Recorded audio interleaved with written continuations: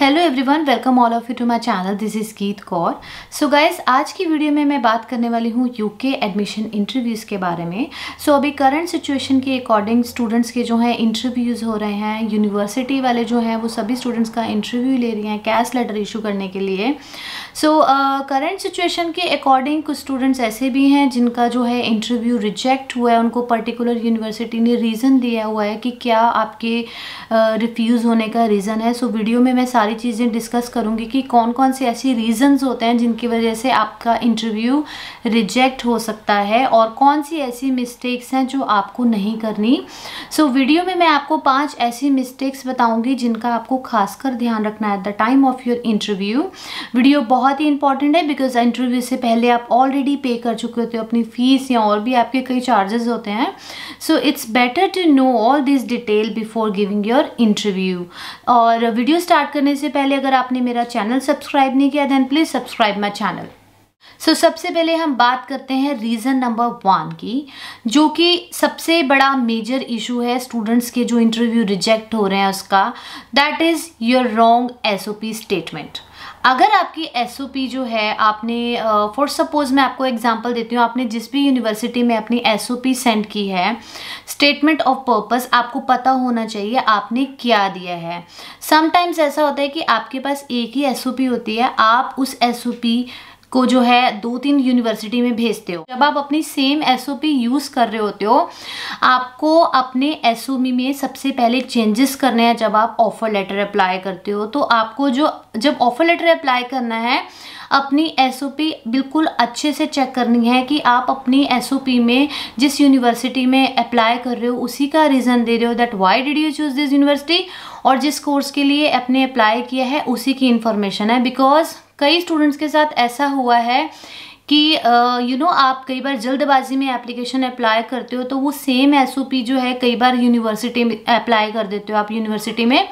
तो कई बार ऐसा होता है कि यूनिवर्सिटी जो एसओपी रिसीव होती है उसमें किसी डिफरेंट कोर्स के बारे में लिखा होता है या डिफरेंट यूनिवर्सिटी के बारे में लिखा होता है।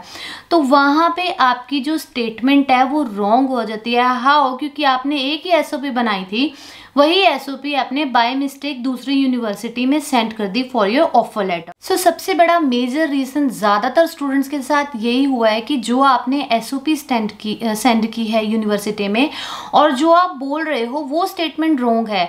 तो इस केस में जब यूनिवर्सिटी आपको रिजेक्ट करती है तो वो आपको बोलती है कि आपका जो इंटरव्यू है वो अनमैचिंग डिटेल्स हैं, your details are not matching. ये आपको रीज़न रिसीव होता है। सो आपको इस चीज़ का ध्यान रखना है। अब बात करते हैं नेक्स्ट मिस्टेक की। सो जो नेक्स्ट मिस्टेक है वो होगा डिफरेंसेस इन फ्यूचर प्लान और रॉन्ग इंटेंशंस। सो आप जो अपनी एसओपी यूनिवर्सिटी में देते हो, सबसे पहले आपको पता होना चाहिए कि आपने जो करियर प्लान या फ्यूचर प्लान उसमें लिखे हुए हैं आपको पता हो। कई स्टूडेंट्स की जो एसओपी होती है वो कंसल्टेंसीज के थ्रू ही रेडी होती है, स्टूडेंट्स को नहीं पता होता कि आपकी एसओपी में क्या लिखा है। तो सबसे पहले आपको मेक श्योर करना है बिफोर योर इंटरव्यू आपको पता होना चाहिए जो आपने एसओपी यूनिवर्सिटी में दिया है वो आपके पास हो। सो जो फ्यूचर प्लान में जो भी आप बोल रहे हो, जो भी आपने फ्यूचर प्लान आपने सोचे हुए हैं, आपको वही फ्यूचर प्लान बोलने हैं। सेकंड, आपको ध्यान रखना है फ्यूचर प्लान में आपने ये नहीं बोलना कि आप इसलिए स्टडी कर रहे हैं कि आप इस कंट्री में सेटल होना चाहते हैं। इट्स बेटर कि आपने ये बोलना है कि you will go back to your country, start your job और your business, whatever you want to do. So इन चीज़ों का आपने ध्यान रखना है क्योंकि इसमें जो रिजेक्शन आता है उसमें रिजेक्शन का रीज़न वो ये देते हैं that you have wrong intentions for your studies. आपकी जो है इंटेंशंस वो रॉन्ग है, आप स्टडी के लिए नहीं आ रहे हो। सो ये चीज़ का आपने ध्यान रखना है कि फ्यूचर प्लान आपको पता होना चाहिए जो एसओपी में लिखा है, और आपको अपने फ्यूचर प्लान के जो है इंटेंशंस बिल्कुल सही होने चाहिए। आपका फ्यूचर प्लान ऐसा नहीं होना चाहिए कि आप कंट्री में सेटल होना चाहते हो। Now the third point is pointless answers. Okay, जब आप इंटरव्यू में आंसर्स देते हो आपके आंसर्स जो है बिल्कुल एक्यूरेट होने चाहिए, पॉइंट टू पॉइंट होने चाहिए।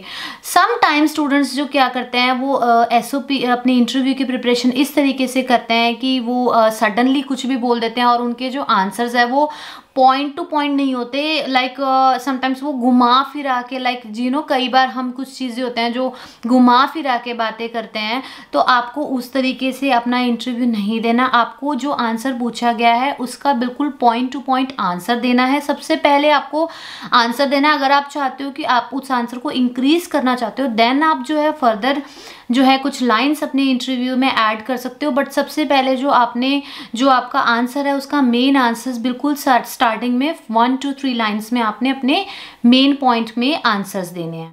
सो जब आप पॉइंटलेस आंसर देते हो तो उसमें जो इंटरव्यूअर होता है आपको रीज़न दे देता है रिफ्यूज़ल का, that your answers are unclear, आपके जो आंसर हैं वो अनक्लियर हैं। सो इट्स बेटर कि आप ये मिस्टेक्स ना करें। ओके, अब मैं बात करती हूँ नेक्स्ट मिस्टेक की। आपने जब इंटरव्यू देना है, कुछ स्टूडेंट्स ऐसे होते हैं जो इंग्लिश में उनको थोड़ी सी प्रॉब्लम होती है, तो वो बहुत ज़्यादा ब्रेक लेते हैं बोलते हुए। तो आपको जो है ब्रेक नहीं लेनी है while you giving your interview.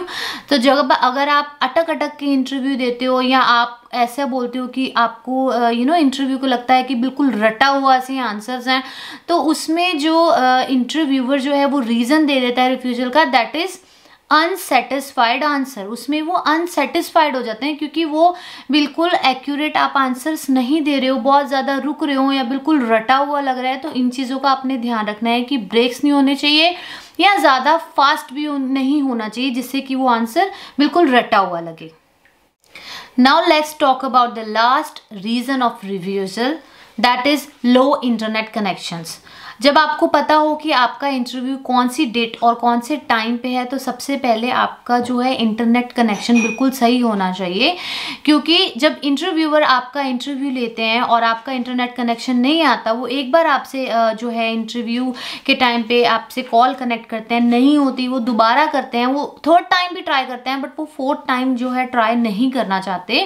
सो ऐसी सिचुएशन में इंटरव्यूअर्स जो हैं वो इरिटेट हो जाते हैं। तो इट्स बेटर कि जब आप इंटरव्यू देते हो आपको अपने इंटरनेट कनेक्शन बिल्कुल ठीक रखने। अगर आपका वीडियो कॉल इंटरव्यू है और अगर आपका टेलीफोनिक इंटरव्यू है, देन यू मेक श्योर कि आपके जो है मोबाइल नेटवर्क्स बिल्कुल क्लियर हों।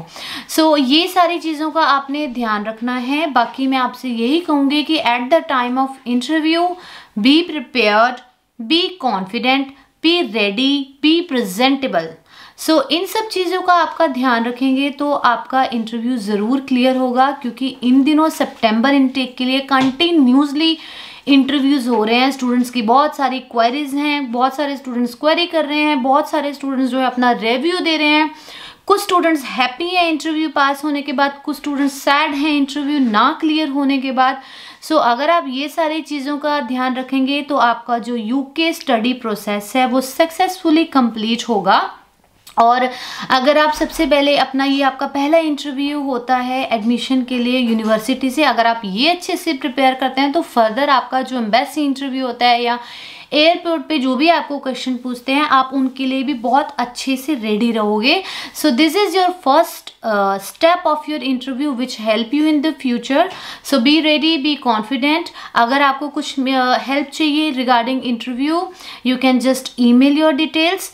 एंड अगर आपको स्टिल कुछ क्वेश्चंस हैं तो आप मुझे कमेंट कर सकते हैं। Please like my video and subscribe my channel. Thank you.